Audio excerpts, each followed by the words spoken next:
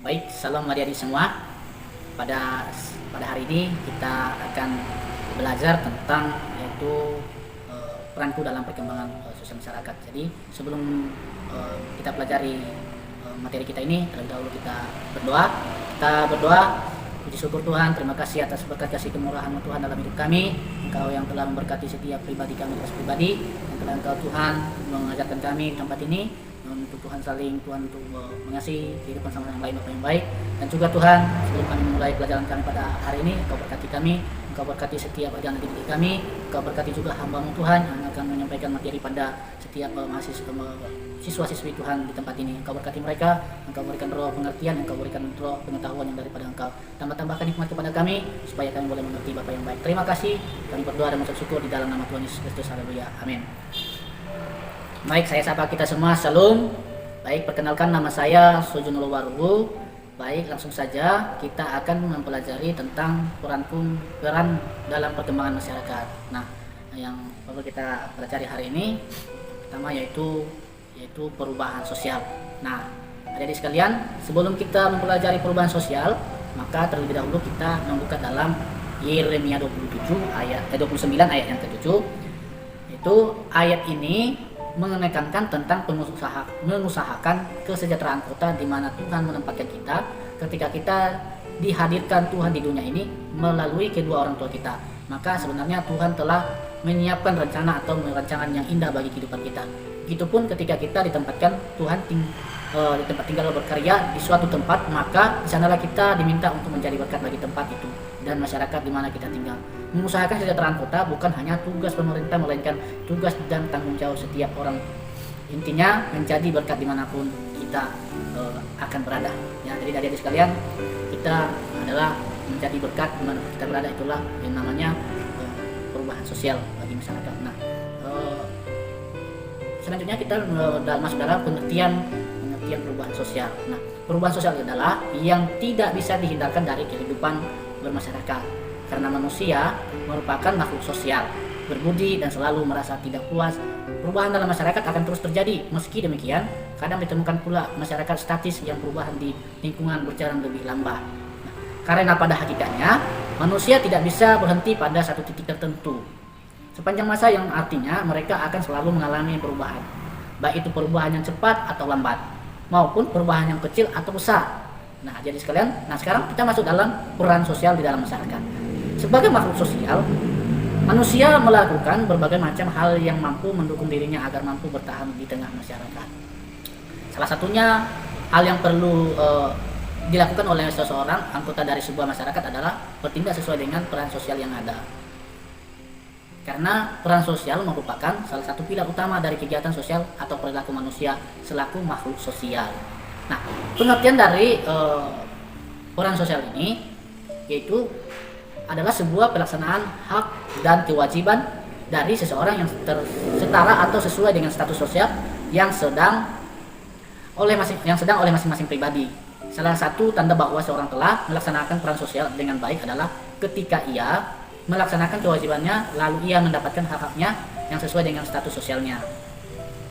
Nah, selanjutnya ada macam-macam peran sosial. Yang pertama, peran ideal, itu merupakan sebuah peran yang diharapkan atau diinginkan oleh masyarakat luas terhadap status-status sosial tertentu.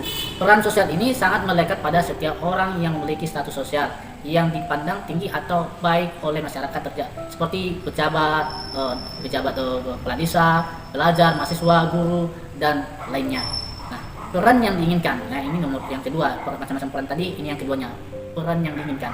Nah, peran yang diinginkan ini merupakan sebuah peran sosial yang dianggap atau diharapkan oleh diri sendiri.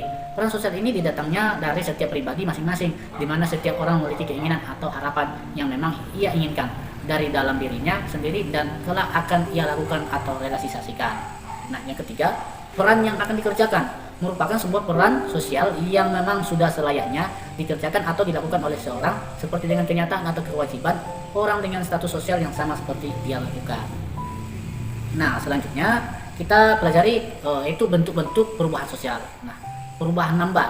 Nah, perubahan lambat ini memerlukan waktu yang lama. Biasanya perubahan ini merupakan rentetan-rentetan perubahan kecil yang saling mengikuti secara lambat. Proses perubahan seperti ini dinamakan evolusi. Nah, contohnya seperti dari bayi hingga sampai orang tua atau lansia. Nah, ini adalah perubahan secara lambat. Perubahan secara lambat ini itu dalam jangka waktu lama adik-adik sekalian. Nah, selanjutnya itu perubahan cepat atau yang dinamakan revolusi. Berlangsungnya cepat yang menyangkut dasar atau pokok-pokok kehidupan masyarakat. Dalam revolusi perubahan yang terjadi dapat direncanakan atau tanpa direncanakan, dapat dijalankan karena kekerasan atau melalui kekerasan. Nah, contohnya jadi perubahan cepat ini atau revolusi ini, misalkan dulu mungkin masih ada adik-adik yang pernah lihat handphone tulalit ya kan. Nah, sekarang kita sudah berubah dengan cepat. Ada yang sudah memiliki handphone Android. Nah, bahkan yang lebih canggih-canggih dari sekalipun, yang misalkan ya kita sudah ada nama jenis handphone iPhone yang lebih canggih. Nah, itu adalah perubahan cepat. Semakin banyak akan perubahan-perubahan. Misalkan dari 4G ke 5G, itu adalah perubahan-perubahan cepat.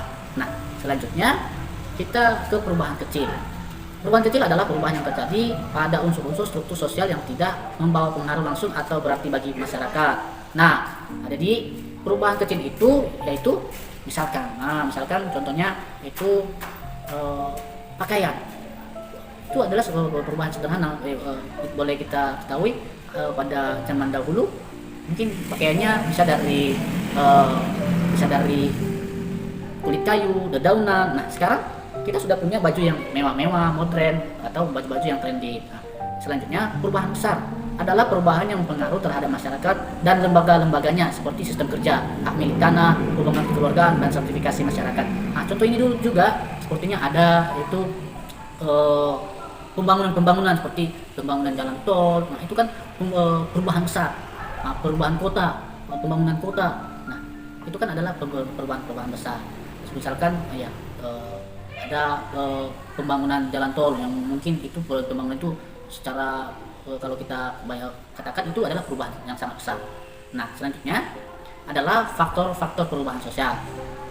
Perubahan sosial melekat pada masyarakat dengan kebudayaan karena faktor-faktor sebagai berikut. Nah, yang pertama yaitu faktor perubahan kependudukan. Nah, ada yang dinamakan faktor perubahan pendudukan. Jumlah penduduk yang terus meningkat akan menambah kebutuhan terhadap beberapa fasilitas yang mendukung kehidupan mereka. Contohnya fasilitas pendidikan, kesehatan, atau lapangan kerja. Nah, adik-adik sekalian, kalau perubahan kependudukan ini itu perubahan dengan adanya bertambahnya penduduk, maka perubahan ini akan tetap ada perubahan. Perubahan namanya fasilitas, perubahan dengan pendidikan, kesehatan, atau sekalipun itu yaitu lapangan kerja. Semakin bertambahnya kependudukan, makin semakin banyaknya fasilitas yang akan dibutuhkan. Nah, seterusnya yaitu faktor penemuan-penemuan baru. Nah, penemuan baru merupakan proses sosial dan kebudayaan yang terjadi dalam jangka waktu relatif cepat yang sering disebut inovasi atau innovation. Penemuan tersebut kemudian memiliki daya guna dan manfaat bagi masyarakat sehingga data kehidupan masyarakat mengalami perubahan.